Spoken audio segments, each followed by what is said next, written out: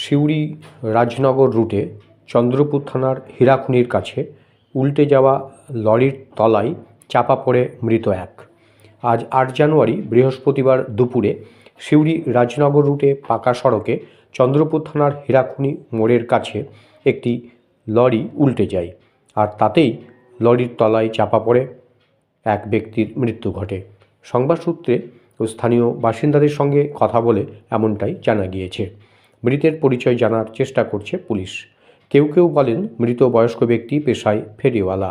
অনেকের অনুমান মালপত্র বোঝাই লরিটি কোনোভাবে নিয়ন্ত্রণ হারিয়ে উল্টে যায়, আর তাতেই চাপা পড়ে যান ওই ব্যক্তি। ঘটনাস্থলেই তার মৃত্যু ঘটে। দুর্ঘটনার খবর পেয়ে সেখানে ছুটে যান স্থানীয় মানুষজন, চন্দ্রপুর থানার পুলিশ ও ফায়ার ব্রিগেড কর্মীরা। ক্রেন আনা হয়। মৃত ব্যক্তিকে উদ্ধার করে ময়না তদন্তের জন্য সিউড়ি সদর হাসপাতালে পাঠায় পুলিশ। এমন মর্মান্তিক ঘটনায় অনেকে দুঃখ প্রকাশ করেন। ঘাতক গাড়িটিকে আটক করেছে পুলিশ। চালক খালাসি পলাতক বলে জানা গিয়েছে। স্থানীয়দের একাংশ অনুমান করছেন মৃত ব্যক্তির বাড়ি খুব সম্ভবত মুর্শিদাবাদ জেলায়। তদন্তে নেমেছে চন্দ্রপুর থানা। বীরভূমের চন্দ্রপুর থেকে মোহাম্মদ শফিউল আলম ও বিশ্বজিৎ ঘোষের রিপোর্ট, লোকাল নিউজ। এখানে এসে দেখলাম যে আমাদের রাজনগর ট্রান্সপোর্ট গাড়ি 1379 WB 53B 1379 বরাবরই মাল নিয়ে আসে রাজনগর ব্যবসাদারদের। সেই গাড়িটা টার্নিং দিতে গিয়ে, যেটা মনে হচ্ছে আমার ধারণা, পাল্টি মেরে দেয় এবং একজন ফেরিওয়ালা বয়স্ক মানুষ গাড়ি নিচে চাপা পড়েছিল। রাজনগর ব্লকের মধ্যে চন্দ্রপুর থানা তৎপরতার সাথে জেসিপি এবং ক্রেন এবং ফায়ার ব্রিগেডের লোকজন নিয়ে এসে মরদেহটা উদ্ধার করেছে এবং তাকে এই মুহূর্তে পাঠানো হয়েছে।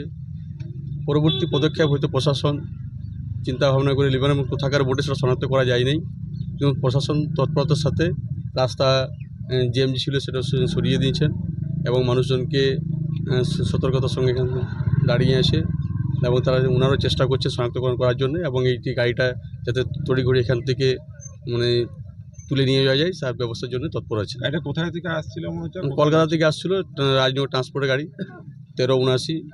এই গাড়িটা বরাবরই রাজনগরে ব্যবসাদারদের মাল নিয়ে আসেন। আজকেও সেই মোতাবেক আসছিলাম। আমি যা শুনলাম যে সকালবেলা দুবরাজপুরে জ্যামে আটকে ছিল, তো যা কোনো কারণে হয়তো এখানে কোনো কিছু বাঁচাতে গিয়ে হয়তো টার্ন নিতে গিয়ে গাড়িটা পাল্টি মেরেছে, এটা আমার অনুমান। অনেকেই সেটা ধারণা করছেন। তবে খুব দুর্ভাগ্য যে একজন বয়স্ক মানুষ ফেরিওয়ালা আজকে এই গাড়িতেই তিনি নিহত হয়েছে, মানে একদম স্পট ডেথ যাকে বলে। ওনার কোনো পরিচয় জানা যায় না, এখনও পর্যন্ত কোনো পরিচয় জানা যায়নি, কিন্তু পুলিশ সেটা শনাক্ত করার চেষ্টা করছে। ওনারা মোবাইল পেয়েছেন, সেই মোবাইল থেকে উদ্ধার করার চেষ্টা করছেন। কি নাম আপনার? আমার নাম মোহাম্মদ শরীফ, রাজনগর স্থায়ী বাসিন্দা।